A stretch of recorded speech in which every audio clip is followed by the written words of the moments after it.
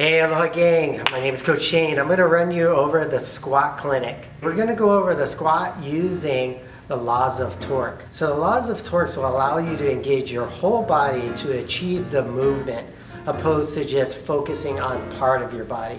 Because when you squat, you should be using your whole muscle groups that will aid you to get to that position. Also, the laws of torque are going to protect your knees and protect your back. So what we need to do as we apply torque, we protect their ACL. And the reason people actually tore their ACLs is that they've been using so many pressures like this throughout their days, walking or sports, doing this. What happens, it takes just one small move to break it. And before you execute the squat, you want to create a foundation.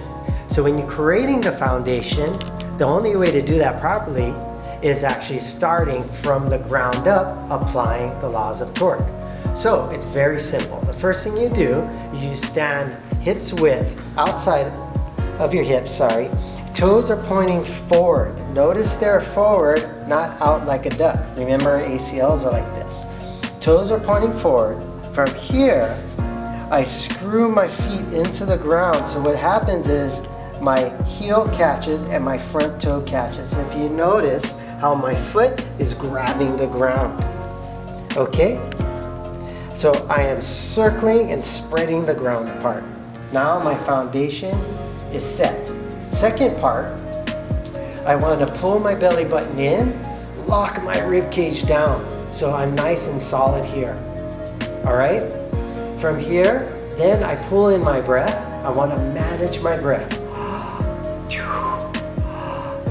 So notice my core is locked here. I engaged at the hips, not at the knees. This is where a lot of people make mistakes, because now they're playing a balancing act, and as if you can tell now that my ankles are tight, this is my depth. My ankles are not going to let me go out. Boom, I lose my torque.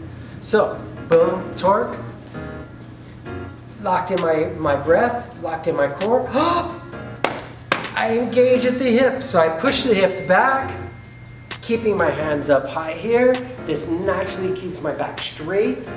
And as I go up, I spread the ground apart, and I squeeze my glute on the top, and then I complete my squat. So repeat. As I go down, holding breath, spreading the ground down, boom, hit into my depth that I need to get in, then squeeze, stretch the ground, boom, at the top.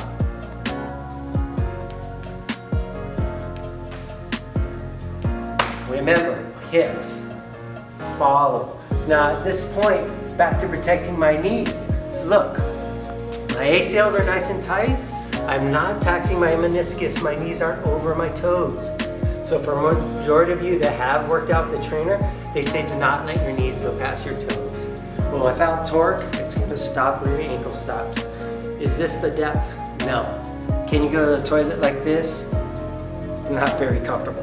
All right, guys, a quick review on how to do the squat. All right, so first thing we do, we go outside of our hips into a wide stance. We screw our feet into the ground. We lock our core in, manage our breath, pull our breath in, get into our depth. The crease should be right underneath or next to the knees. Pushing my knees out, screwing my feet into the ground. As I go out, squeezing my glute and breathing out. So it looks like this. Breathe in, depth, and breathe out.